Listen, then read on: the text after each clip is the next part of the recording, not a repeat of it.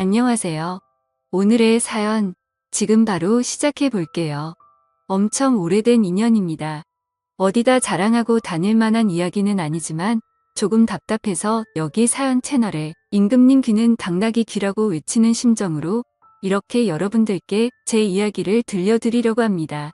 남편이 죽고 고아라 친정이 없던 저는 시아버지 집에 살기로 했습니다. 그래도 저희 시아버지가 능력은 있으셔서 저를 걷어주시는데 큰 문제는 아니었습니다. 시어머니도 돌아가신 지 꽤 됐어서 그런지 시아버님은 적적하시기도 했고 말동무가 그간 많지 않아서 외로우셨나 봅니다. 제가 동호회나 밖에 좀 돌아다니라고 권유를 했어요. 그러더니 곧잘 친구들을 사귀시고는 집에 와서 자주 노시더라고요.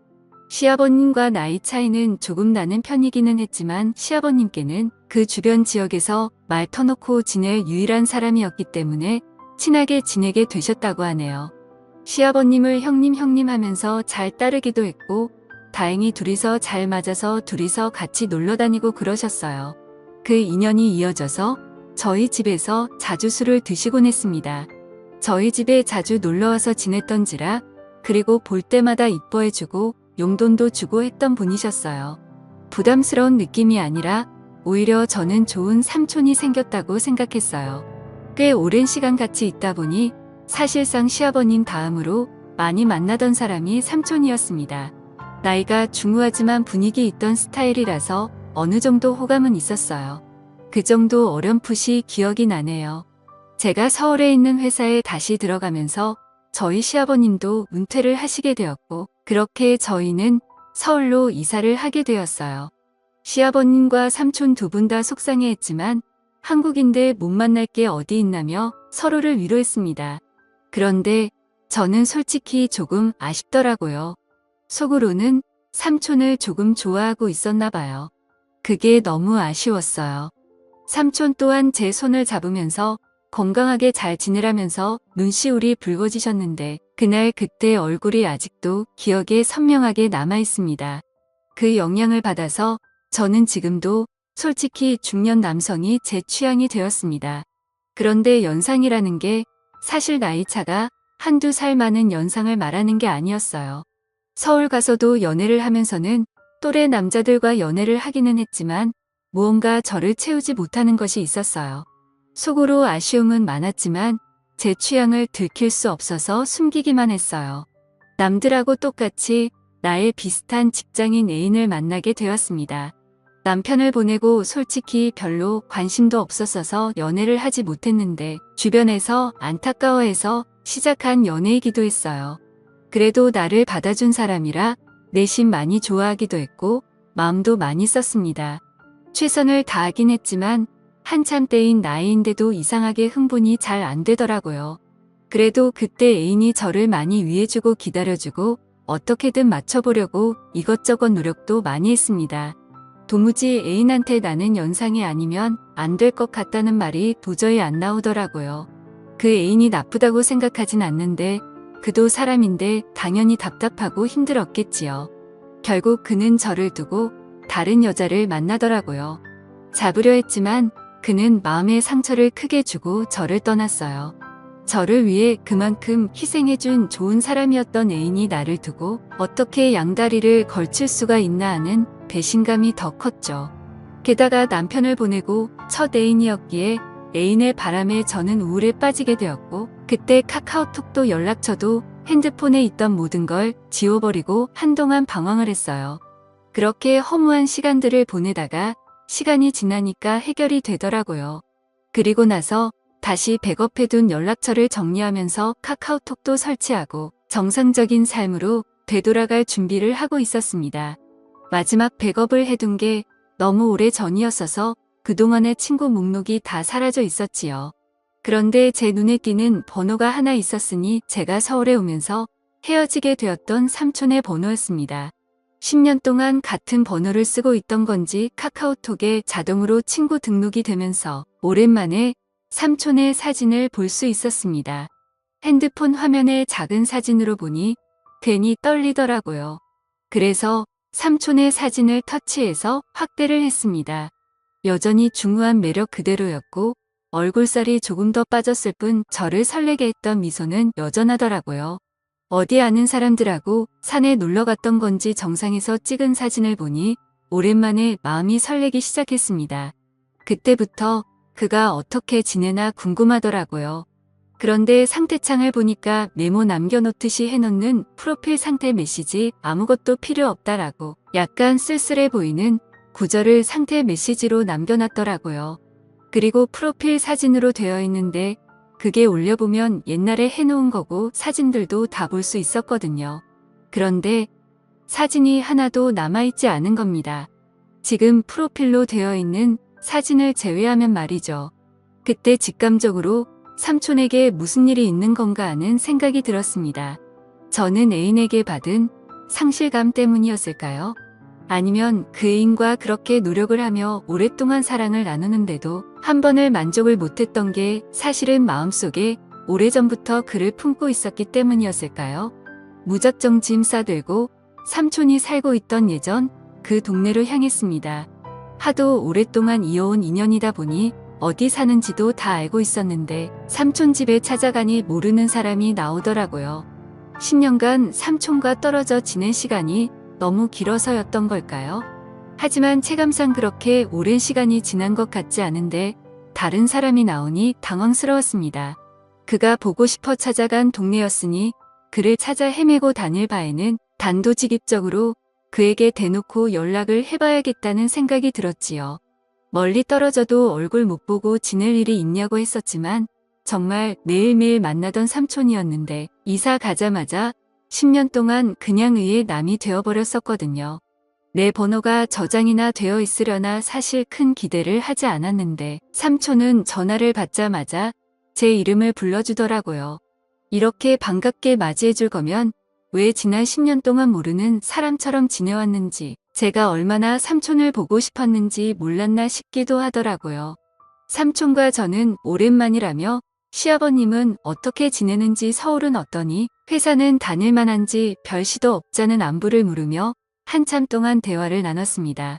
그러다가 삼촌도 제가 갑자기 연락을 한 이유가 궁금해졌는지 오랜만인 건 좋은데 무슨 일 있는 거냐고 왜 연락을 했냐고 물어오더군요.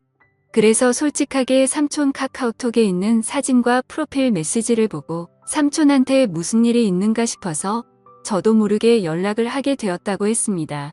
그러니 삼촌이 제 말을 듣고는 뭔가 쓸쓸하게 웃으면서 별일 없다고 하더라고요. 그래서 실은 삼촌한테 무슨 일이 있는 줄 알고 지금 이 동네까지 내려왔다.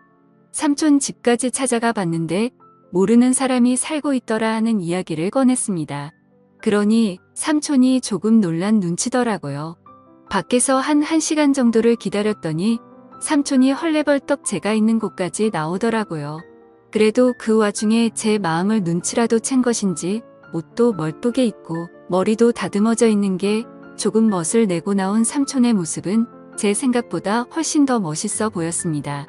10년의 세월이 무색하게 저를 설레게 만들던 그 남자가 내 눈앞에 있으니 묘한 마음에 휩싸이기 시작했습니다. 심지어 예전에는 항상 시아버지와 함께 셋이서 그를 만났는데 이번엔 남자 대 여자로 단둘이서 만나고 있으니 그 기분은 말할 게 없었지요.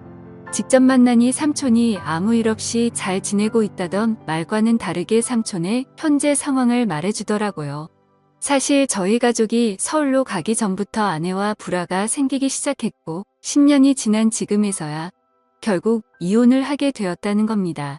그런데 그 과정에서 자식들이고 뭐고 다 대가리 크고 나니까 자기가 회사 다니며 힘들게 키워준 것도 모르고 어머니를 따라갔다고 자기는 이제 완전 혼자가 된 거나 마찬가지라며 힘들어 하더라고요. 삼촌이 힘들다고 하는 말에 저도 사실은 이러하다며 현재 제 상황을 설명했습니다. 저 또한 큰 우울에 빠져 있는 상황이라 삼촌이 보고 싶어 여기까지 내려왔다는 그 명분을 설명하고 있던 것 같았습니다. 그런데 삼촌은 눈이 휘둥그레지면서 그런 일이 있었는데 왜 여기를 내려온 거냐고 묻더라고요. 그래서 삼촌에게 커피 말고 같이 술이나 한잔하자고 같이 술 마셔주면 다 이야기를 해주겠다고 말했습니다. 삼촌이 눈빛이 조금 바뀌기 시작하면서 어렸을 때도 자주 가던 동네 호프집으로 저를 데리고 갔어요. 여기가 음식도 맛이 좋긴 하지만 일단 이야기하기 좋은 벽 쪽으로 자리를 잡았어요. 칸마다 나누어져 있고 조용히 단둘이 이야기 나누기에는 이곳만큼 좋은 곳이 없었거든요. 그때 저도 솔직히 삼촌과 조금씩 저에게 마음을 열고 있다는 생각이 들기도 했습니다. 삼촌이 저랑 술 같이 마시니 뭔가 묘하다고 하더라고요. 술을 한 두 잔 나누다가 저도 삼촌에게 제가 애인과 헤어졌던 이야기를 하면서 사실 애인 앞에서 내가 다가가지 못한 이유와 노력을 해도 잘 해결되지 않았다고 말했어요. 그리고 그 문제의 중심에는 항상 다른 사람도 아니고 삼촌이 있었다고요. 대충 고민 상담을 해주려고 했던 것 같은데 바로 돌직구를 날려버리니 정신을 못 차리고 제 말에 얼어붙어서 아무 말도 이지 못하더라고요. 그래서 한 번 더 삼촌에게 돌직구를 날렸습니다. 사실 이제는 모르겠다. 내가 뭐가 잘못된 건지 아니면 정말 삼촌 때문에 그런 건지 한번 알아보고 싶다고요. 이게 해결이 되면 저도 앞으로 저한테 문제가 있는 게 아니라 억눌렸던 제 마음과 상대적인 요인을 알 수 있으니 저한테도 도움이 되지 않겠냐. 삼촌에 대한 걱정도 많았지만 나도 내 마음을 확실하게 정리를 하고 싶어서 찾아온 거다 하고 단도직입적으로 다른 게 아니고 삼촌을 원한다는 말을 건넸습니다. 삼촌은 무슨 말을 그렇게 하냐며 손사래를 치기는 했지만 거절을 하지도 않았고 자리를 떠나지도 않았습니다. 결국 삼촌도 스스로가 맨정신으로는 할 수 없겠다는 결론에 도달했나 봐요.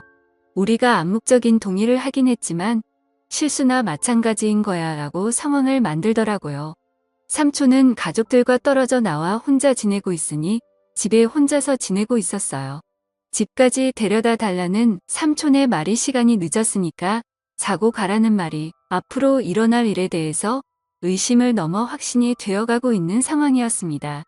애인과 분위기도 많이 만들고 이런저런 시도는 많이 해봤지만 실제로는 한 번도 만족한 적이 없으니 많이 긴장이 되기도 했습니다만 솔직히 걱정할 게 없었습니다. 삼촌이 알아서 잘해줄 거라는 생각이 들었거든요. 애인과 이런저런 시도를 할 때와는 전혀 달랐어요. 이미 삼촌이 저를 부축하고 삼촌의 집까지 가는 동안 저는 이미 심장이 두근대기 시작했거든요. 결국 넘어서는 안 될 선을 넘고 말았고 다음날 아침이 돼서야 삼촌은 걱정이 되기 시작했나 봅니다. 실수라고 하기에는 이미 서로가 의도한 대로 되었다는 걸 알고 있기에 후회해도 이미 때는 늦은 상황이었으니 말입니다. 저도 직장인이기에 결국 주말을 보내고 나서 서울로 돌아가야 했습니다. 그날 이후로는 연인처럼 만나기 시작하게 되었죠. 그도 은퇴를 한 상황인데 굳이 뭐하러 제가 매주 주말에 지방까지 내려와야 하는지 싶어서 아예 그에게 생활 정리하고 서울로 올라오라고 제안을 하기도 했습니다. 하지만 그는 저한테 버림받을까 두려움이 있었는지 주저하더라고요. 그래서 제가 그에게 다시 확신을 줬습니다. 당신은 내가 10년이 넘는 세월 만에 겨우 내 것으로 쟁취한 사람이라고 이제는 절대 놓치지 않을 거라고요. 제가 시아버님께 결혼하고 싶은 남자가 있다고 말씀드렸습니다. 그리고 자리에 삼촌을 데리고 나갔을 때 시아버님은 뒷목을 잡고 쓰러질 뻔했습니다. 어차피 저는 취직 후에는 집에서 나와 혼자 살고 있었는데 집에서는 허락받지 못한 만남이기에 결국 삼촌과 둘이 살림을 합쳐서 지내게 되었지요. 언젠가는 시아버님도 저와 삼촌의 사이를 인정해줄 그날이 올 거라 믿고 있습니다. 그때까지 시간이 걸리겠지만 지금은 최선을 다해서 지금의 만족스러운 삶을 유지해 보려고 합니다. 오늘의 사연은 여기까지네요. 긴 사연 끝까지 들어주셔서 감사합니다. 구독과 좋아요 잊지 말아주세요.